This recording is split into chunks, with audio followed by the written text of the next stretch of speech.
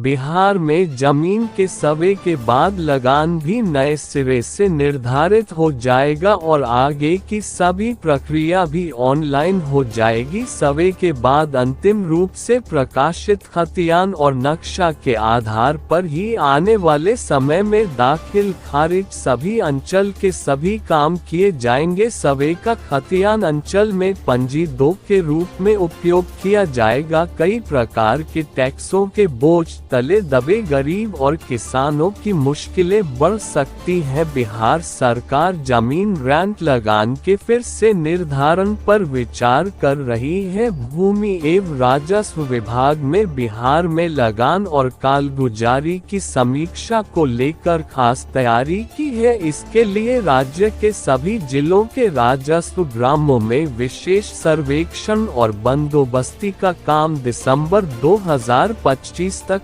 पूरा करने का लक्ष्य रखा गया है। इसके लिए विशेष रूप से 10,101 सर्वे कर्मियों की बहाली प्रक्रिया अंतिम चरण में है। राजस्व एवं भूमि सुधार विभाग में उनकी नियुक्ति होते ही सर्वे का काम राज्य के सभी जिलों में जोर शोर से शुरू होगा। फिलहाल 20 जिलों के 89 अंचलों में ये काम हो रहा है। इसका मकसद जमीन का नए सिरे से जमीन का नक्शा, मालिकाना हक की जानकारी दर्ज करना है। इसी आधार पर नए सिरे से लगान का निर्धारण होगा। सूत्रों के अनुसार सर्वेक्षण का काम पूरा होने वाले जमीनों के रैयतों को खतियान नक्शा और नागरिक अधिकार अभिलेख के रूप में जमीन के दस्तावेज दिए जाएंगे। ये दस्तावेज अलग अलग जमीन का अलग अलग होगा। इसमें हर एक जमीन यानी खेसरा का नजरी नक्शा बना रहेगा। साथ ही जमीन का यूनिक नंबर यानी ULPIN भी दर्ज रहेगा। अधिकार अभिलेख में रैयत का नाम और पूरा पता, खाता, खेसरा और एकड़ सहित डिसमिल में रकबा, भूमि का प्रकार लिखा होगा। साथ ही संबंधित रैयत का मोबाइल और आधार नंबर दर्ज रहेगा।